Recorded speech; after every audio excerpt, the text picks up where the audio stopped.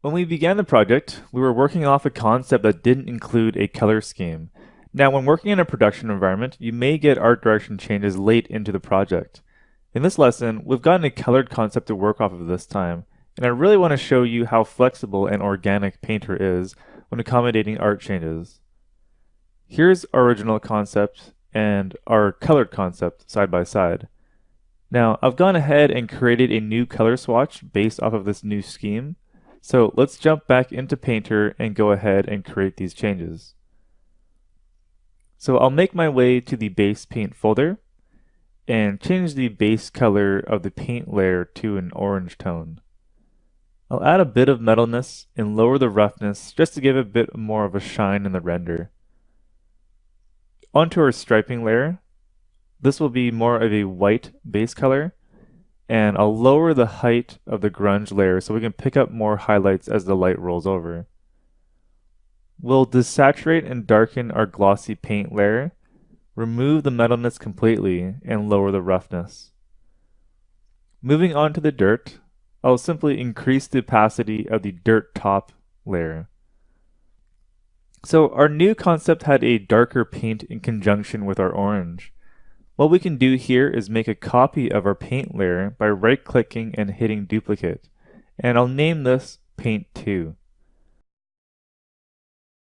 We'll adjust the base color to a grayish blue, remove the metalness, and we'll make it a little bit smoother. And I'll finally add our black mask. So using the same techniques as before, we can paint in the areas where this dark coat will go.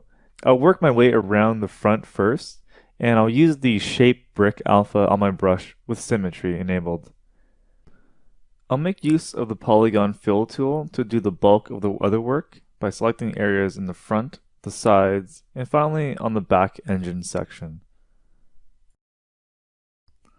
So let's push these changes over to the legs.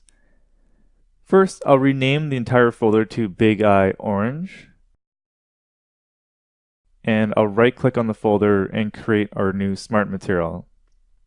Moving on to the legs texture set, instead of clearing off our old layers, I'll go ahead and drag and drop the updated smart material on top. You'll notice immediately that our decals are incorrect and that dark coat is kind of painted everywhere now. That's because we're using the information that we use from the top portion of the mesh. So let's go and fix the decals first. So an easy fix is to go into the old folder, and then we can go to the striping layer. I'll right click and then choose copy mask. Now go back to the new folder on the striping layer and then paste that straight into the mask area. Now we have the decals in place, and we can just simply clear the mask on the Paint 2 layer. Now we have all our values set up to match the top. Let's assign our Paint 2 layer to the correct spots using the Polygon Fill. Again, I'll use the Mesh Fill with a white value to do this. And I want these knee guards to also inherit this material. Now, when I use the fill, it's not really doing anything. That's because it belongs to the Glossy Paint group at the moment.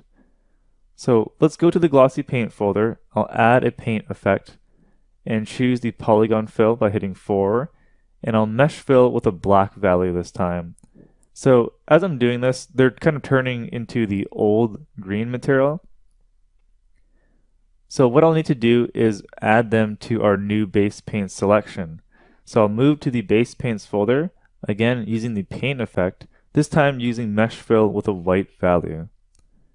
At this point, we can delete the old Big Eye folder and just double check everything's looking okay.